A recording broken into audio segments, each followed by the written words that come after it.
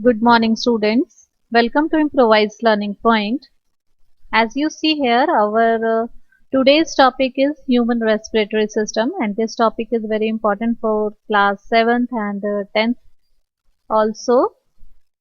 And in this video, I am trying to include maximum things about respiratory system, so you will easily understand the process of respiration in human beings.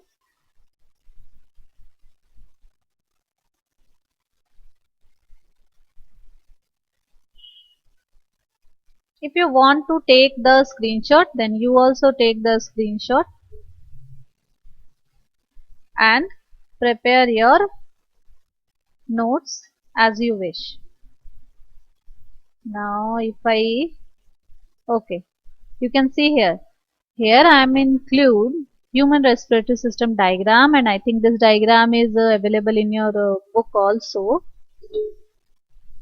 So you can see here, these are the organs which is related to the human respiratory system: nasal cavity, pharynx, larynx, trachea, lungs, bronchi, bronchioles, alveoli, diaphragm. And in this video I am going to give you a trick by which you can learn the sequence of this respiratory organ. Now after that we can see individually about these organs and see some important things about these organs. Now nasal cavity. So the vestibular means it is the lower part called as the vestibular, middle part of the nasal cavity called as respiratory, and the upper part of the nasal cavity called as the olfactory. Next is the pharynx. It is the common way for the food and air, and it is open into epiglottis, which is an important part which allow the air to go into the larynx and food to go into the oesophagus, or we can say food pipe. So you can see here this portion, this is the muscular organ which allow the air to go into the larynx and the food to go into the food pipe or oesophagus.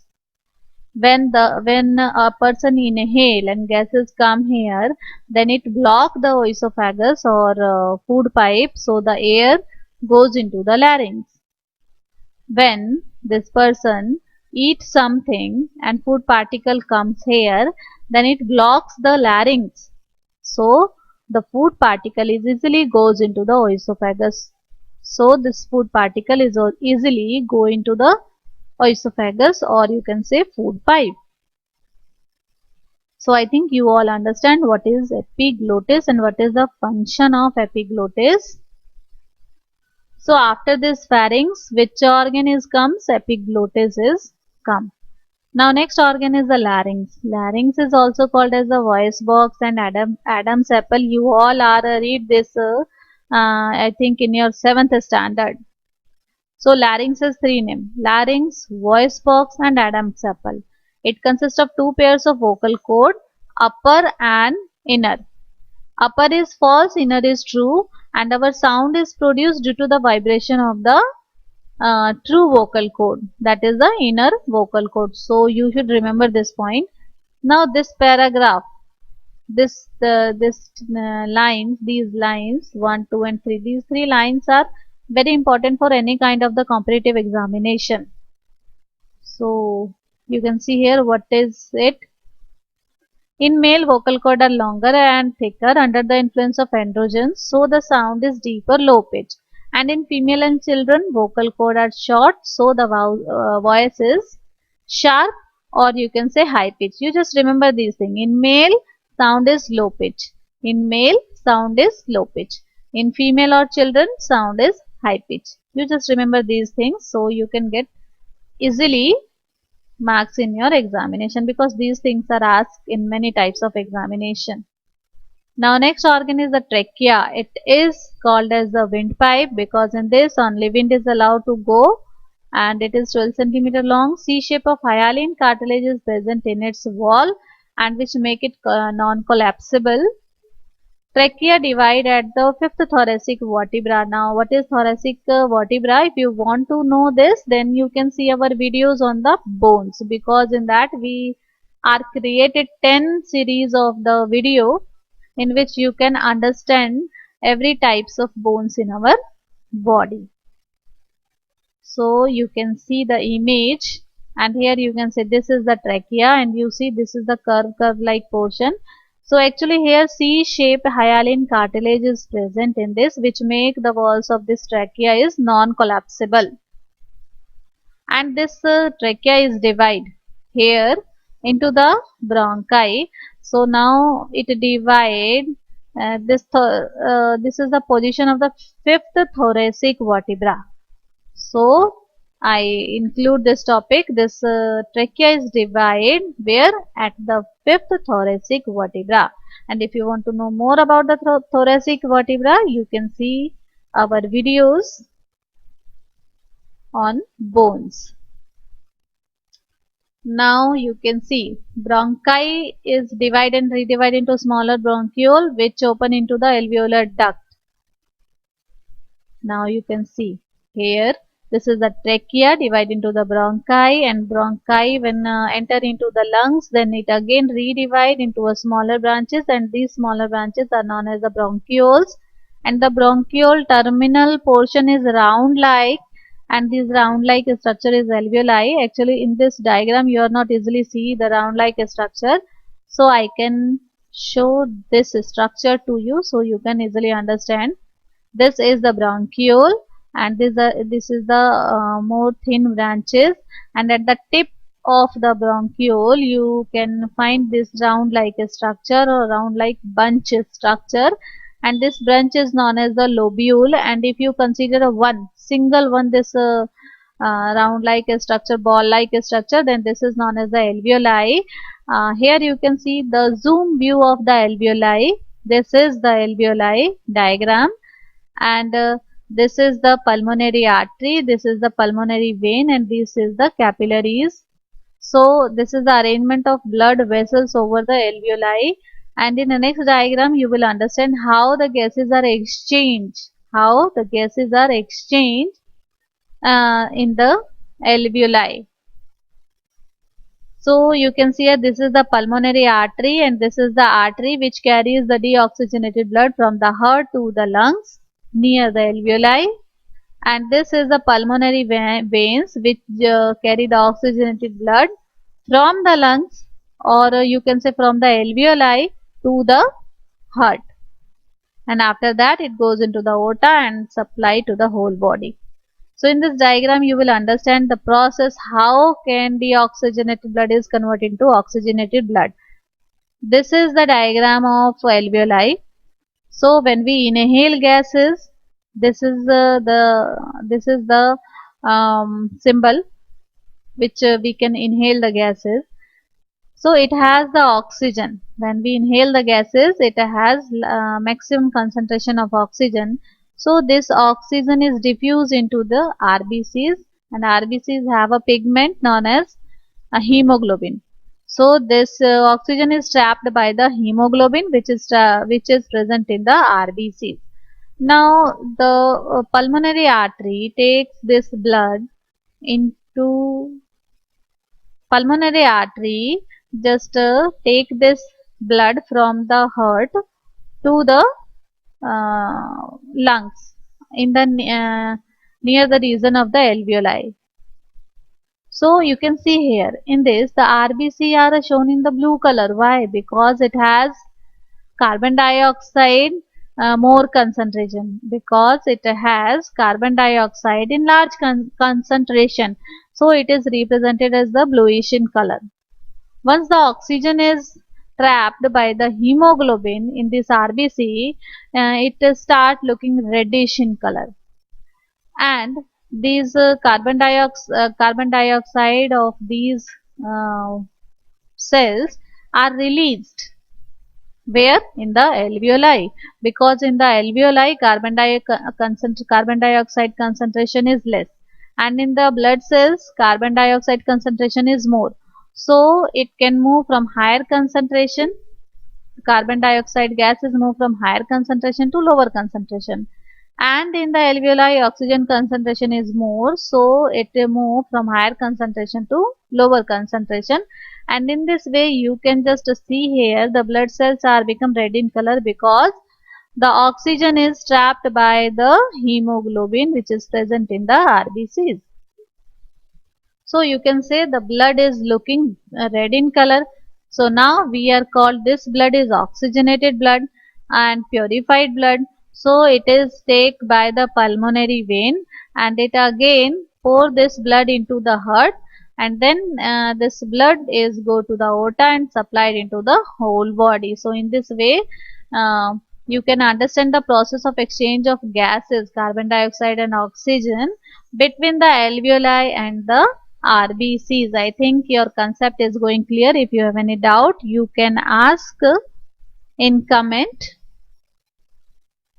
Now you can see here, this is the lung, double walled. Lung is a double walled sac within the pleural cavity filled with the pleural fluid. That means our lung is a double membranous. Our lung is a double membranous, and the membrane is known as the pleura. And the membrane is known as the pleura because it is double membranous.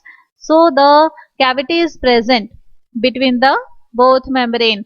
That cavity is known as the pleural cavity, and this pleural cavity is filled with a fluid known as the pleural fluid. After that, its inflammation is called as the pleurisy. If any person are infected with the this membrane, the lung membrane, are known as the pleurisy. Now right lung, you can see here, this is the image of right lung, this is the image of left lung. So right lung is divided into three lobes, superior, middle and inferior, and it has the two fissure, horizontal fissure and the oblique fissure. Left lung is divided into two portions, superior lobe and the inferior lobe, and only oblique fissure is present in this case.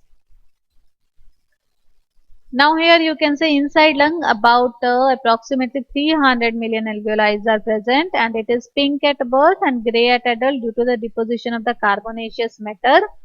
Right lung is shorter about 2.5 centimeter due to the raised position of the diaphragm, and other reason is accommodate the liver. Next is left lung is longer and narrower than the right lung because it contain a cardiac notch, because you all know your position of heart is in the left side. So right lung weight is 6 to 5 gram and left lung weight is 565 gram, and it is the data for the adult. Now hiccups. It is because of the jerky incomplete inspiration due to the spasmodic contraction of the diaphragm. So this hiccup is related to the not proper movement of diaphragm. Now this diagram, I think you will see in your 7th standard. Breathing mechanism. When air inhale inside the body, the ribs are moved up and outward and diaphragm move downward. When the air is exhaled from the body, the ribs are moved downward and back, and diaphragm moves back. Back means this is the original position of the diaphragm. So diaphragm moves back. So it allows the air to expel. Now here in this diagram, you also understand more clearly when breathe in, then the chest expand, and how chest expand, the ribs are moved upward and outward, and diaphragm move downward. So when breathing out, when you exhale the gas, then what happens? Then the diaphragm relax and goes to its the original position, and the ribs are also moved down and backward, so the volume of the lung will decrease, and we can say the gases are released from the nose. So this is the actual mechanism of the breathing. Now here I can provide the trick to learn the sequence of the respiratory organ, and this video is made for the English medium students, so you should follow this 4th number trick. No papa, little Tarzan, bad name. If you just remember this line, you can remember the sequence of this. No papa, little Tarzan is bad name. Okay, you just remember only this. And one more thing is about third number has 3 name, means third number is this. Third number is this larynx, and larynx has 3 name. Larynx, voice box, Adam's apple. So you should remember this. And where is the epiglottis position? Epiglottis position is here. between pharynx and larynx. Epiglottis is there. Now I include this portion also. Actually, these are not asked in your class in 7th standard and 10th standard, but I add here because I want to just give some more information about the pulmonary volumes.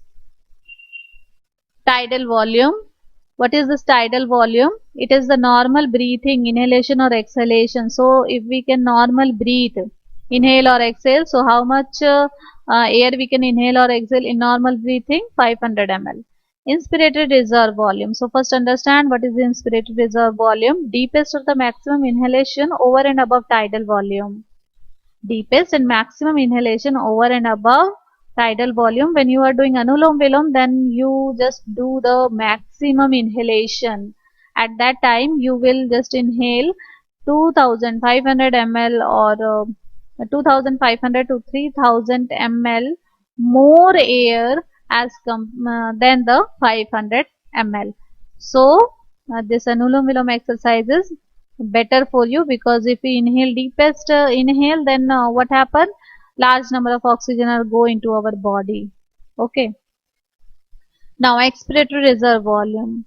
So this is the exhalation over and above tidal volume. When you are just telling the om sound, okay, then at the end you will try to just say the om sound. In this case, you just expel all the air, or you can say the maximum air from the body, and in that amount is above 500,000 to 1100 ml of air. So in total, I can say in expiratory reserve volume you can expel how much? Approximately 1500 to 1600 ml. Okay, because this is the range. Now residual volume. What is the residual volume? Air left inside the lung after forceful expiration or exhalation. If anybody forcefully exhale or expire, then what happen? All the air of the alveoli or lungs are not go outside. Still some air are present in our lungs, and that amount is 1100 to 1200 ml. So I think this is important for your understanding. Now I add some terms, and these terms are important, so I add here. Spirometer used to measure the lung capacity. Lecithin created by the alveolar epithelial cells which prevent the collapsing of the alveoli. One hemoglobin can bind with the 4 molecule of oxygen. Carboxyhemoglobin 200 times more stable than the oxyhemoglobin. Now what is carboxyhemoglobin? Instead of oxygen, when carbon monoxide are bind with the hemoglobin, that hemoglobin is known as the carboxyhemoglobin. And it is 250 times faster than the oxygen.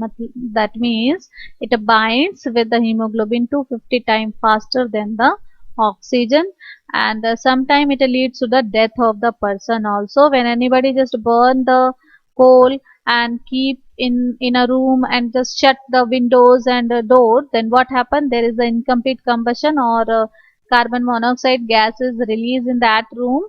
So this just go during the inhalation of the person inside the body and bind with the hemoglobin, and in this way ultimately the amount of oxygen is going reduced in that person, so that person is leads to death.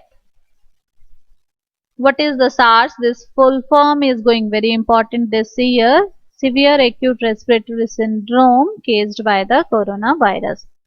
Now normal respiratory rate, it is 12 to 14 times per minute. Asthma, it is the inflammation of the bronchi and bronchioles. Emphysema, damage of alveolar wall is due to smoking. Aphasia, respiration rate decreases or breathing ceases. So this term is also going very important. Hypoxia, lack of proper supply of oxygen to the tissues. So this much information I want to give you. If you have any doubt, you can ask in the comment, and share this video with your friends so they are also get benefited during this corona time. I think you like the video. this video is helpful for you.